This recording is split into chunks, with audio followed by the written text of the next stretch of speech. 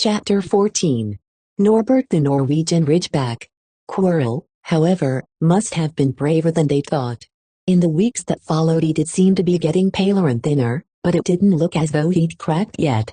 Every time they passed the third-floor corridor, Harry, Ron, and Hermione would press their ears to the door to check that Fluffy was still growling inside.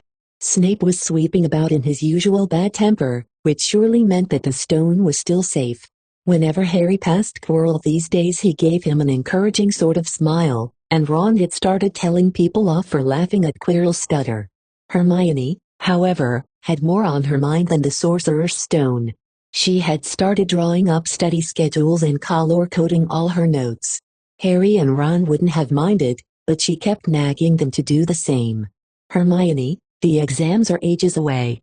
10 weeks, Hermione snapped. "That's not ages. That's like a second to Nicholas Flamel."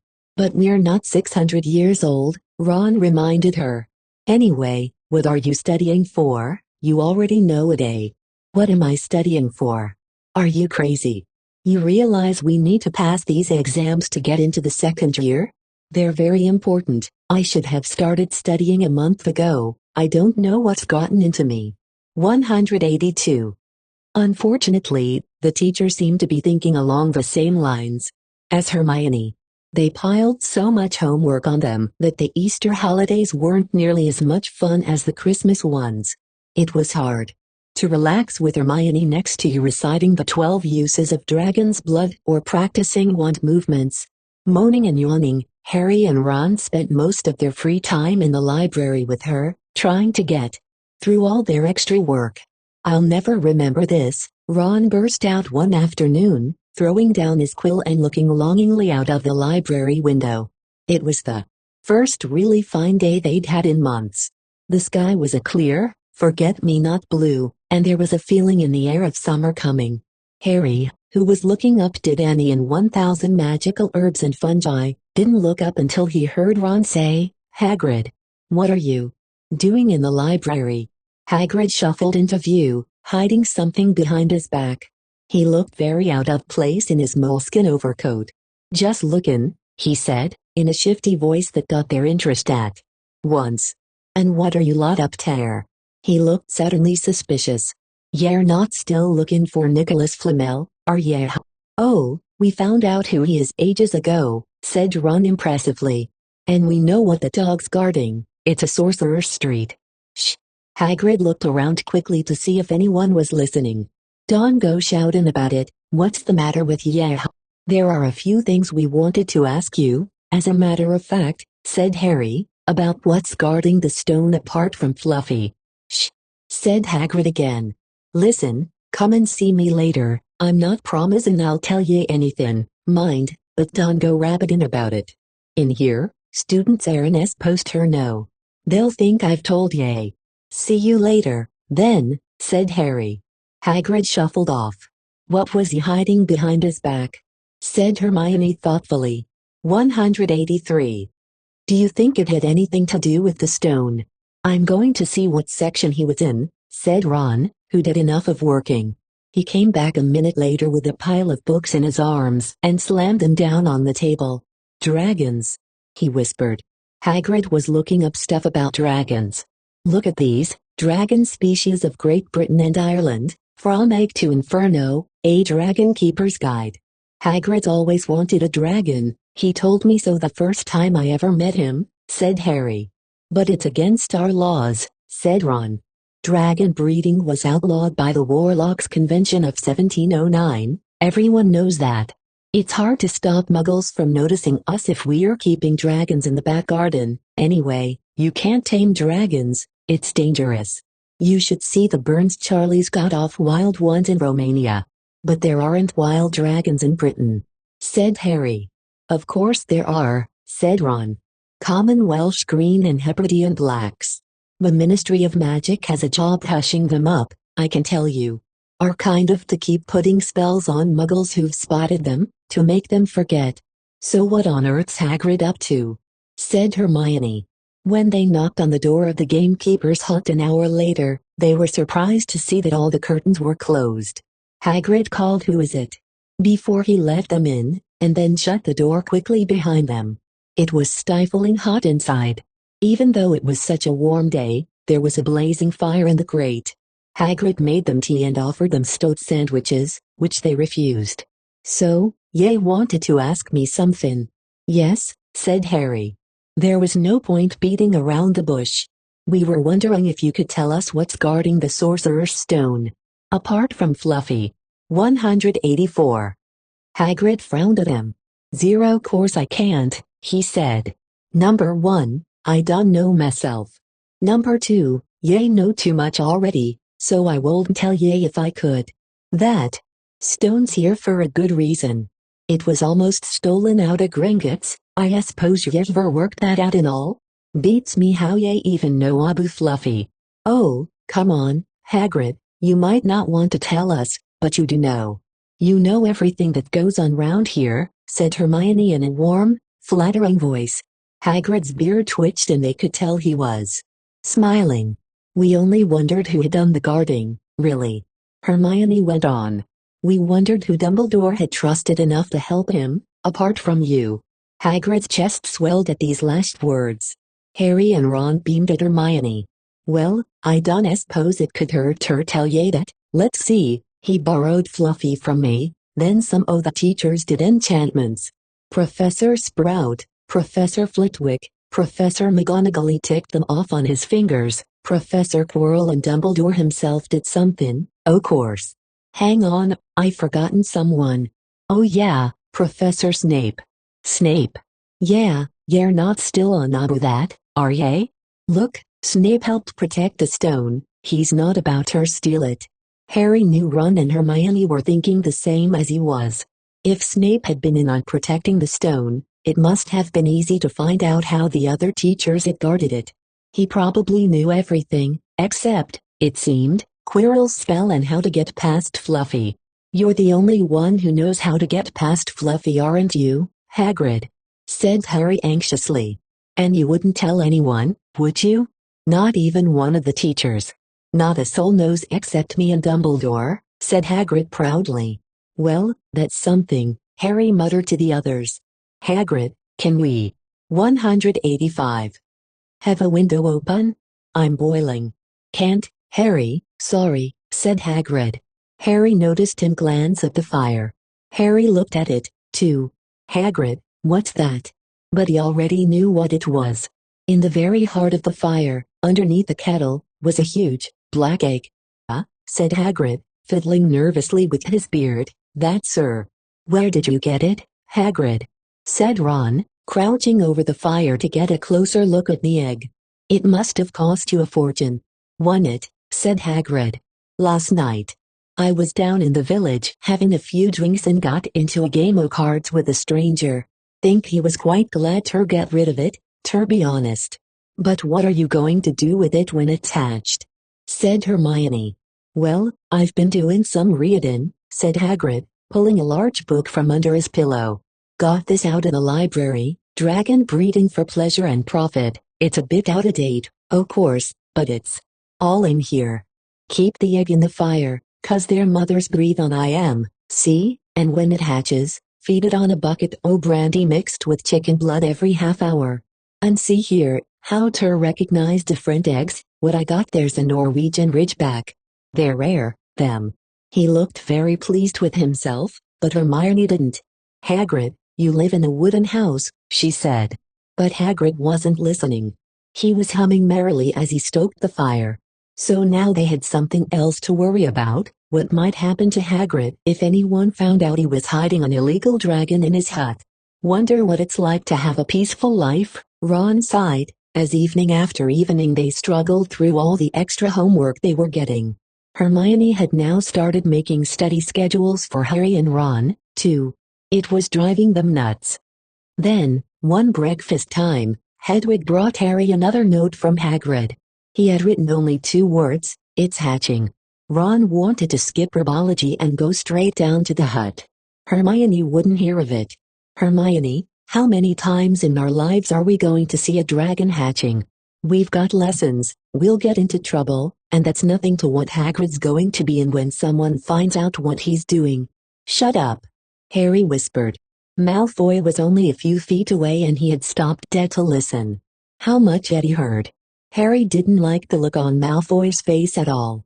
Ron and Hermione argued all the way to herbology and in the end, Hermione agreed to run down to Hagrid's with the other two during morning break. When the bell sounded from the castle at the end of their lesson, the three of them dropped their trowels at once and hurried through the grounds to the edge of the forest. Hagrid greeted them, looking flushed and excited. "It's nearly out." He ushered them inside.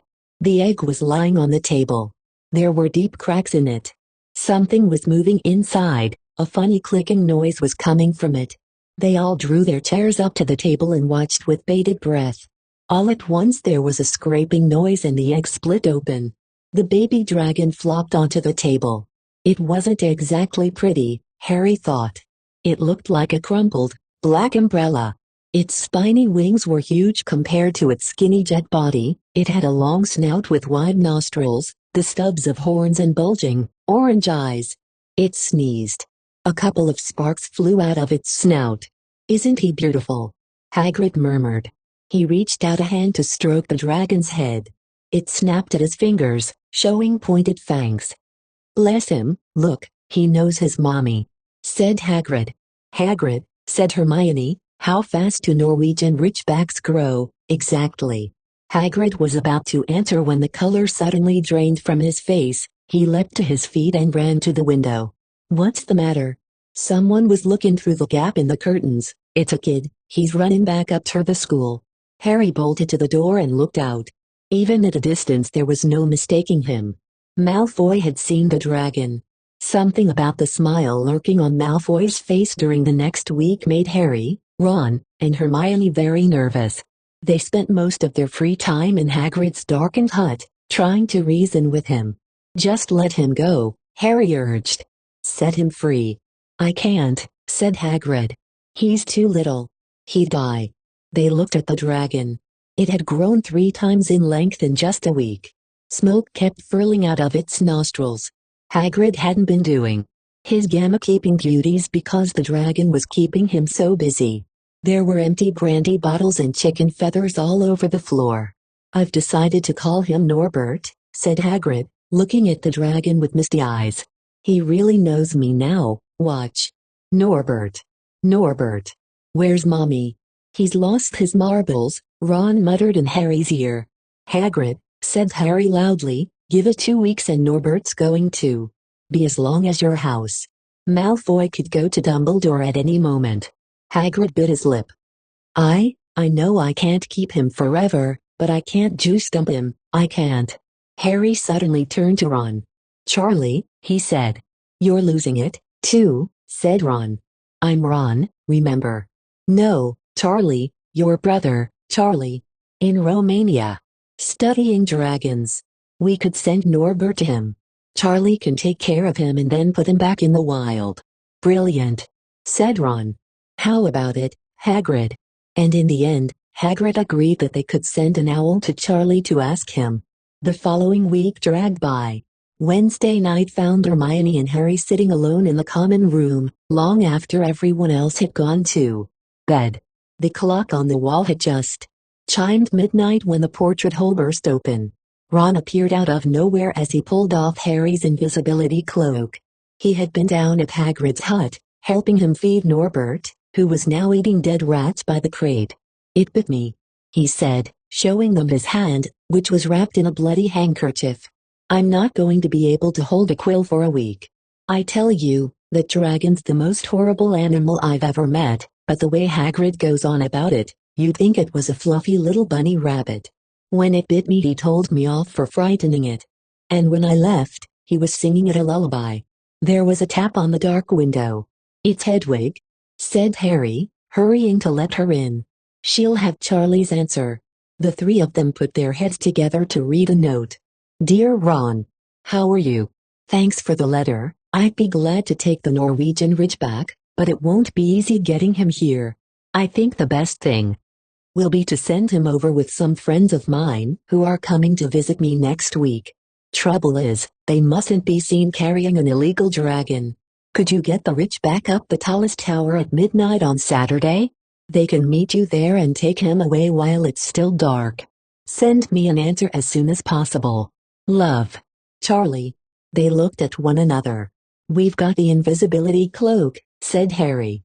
It shouldn't be too difficult. I think the cloak's big enough to cover two of us and Norbert. It was a mark of how bad the last week had been that the other two agreed with him. Anything to get rid of Norbert and Malfoy. There was a hitch. By the next morning, Ron's bitten hand had swollen to twice its usual size. He didn't know whether it was safe to go to Madame Pomfrey. Would she recognize a dragon bite? By the afternoon, though, he had no choice. The cut had turned a nasty shade of green. It looked as if Norbert's fangs were poisonous. Harry and Hermione rushed up to the hospital wing at the end of the day to find Ron in a terrible state in bed. "It's not just my hand," he whispered, "although that feels like it's about to fall off. Malfoy told Madame Pomfrey he wanted to borrow one of my books so he could come and have a good laugh at me. He kept threatening to tell her what really bit me. I've told her it was a dog, but I don't think she believes me. I shouldn't have hit him at the Quidditch match. That's why he's doing this." Harry and Hermione tried to calm Ron down. "It'll all be over at midnight on Saturday," said Hermione, but this didn't soothe Ron at all. On the contrary, he sat bolt upright and broke into a sweat. "Midnight on Saturday," he said in a hoarse voice. Oh no, I've just remembered. Charlie's letter was in that book Malfoy took. He's going to know we're getting rid of Norbert." Harry and Hermione didn't get a chance to answer. Madame Pomfrey came over at that moment and made them leave, saying Ron needed sleep. "It's too late to change the plan now," Harry told Hermione.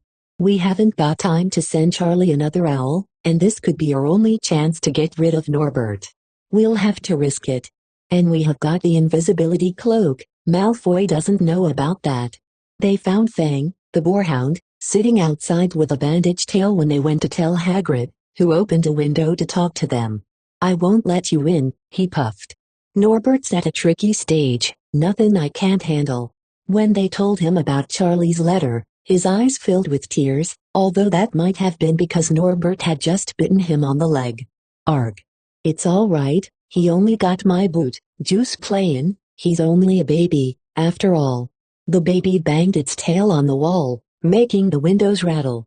Harry and Hermione walked back to the castle feeling Saturday couldn't come quickly enough. They would have felt sorry for Hagrid when the time came for him to say goodbye to Norbert if they hadn't been so worried about what they had to do. It was a very dark, cloudy night, and they were a bit late.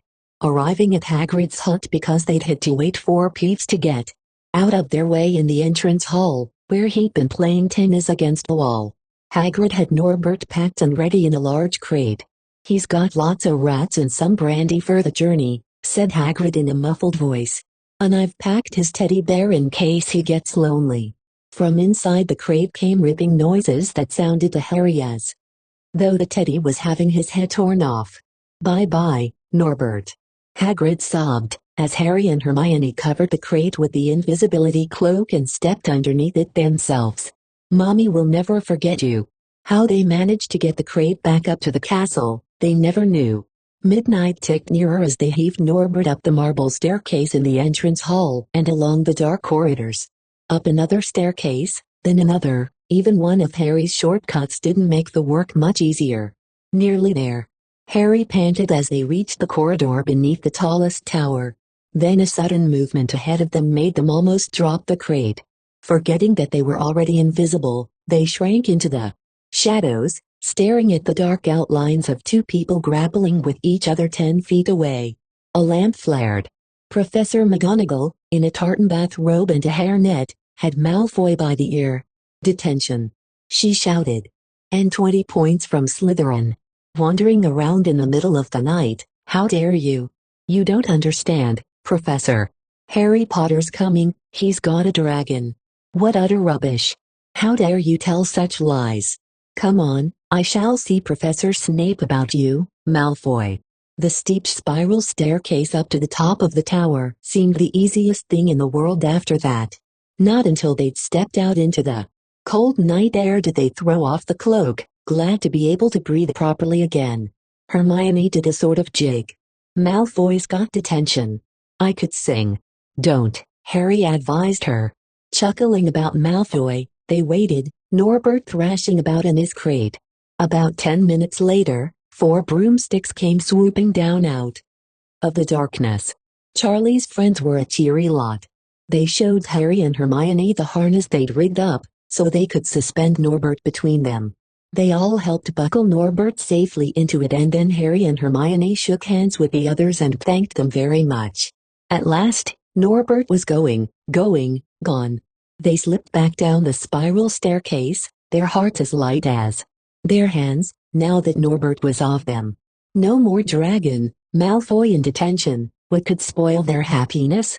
The answer to that was waiting at the foot of the stairs. As they stepped into the corridor, Filch's face loomed suddenly out of the darkness. Well, he whispered, we are in trouble.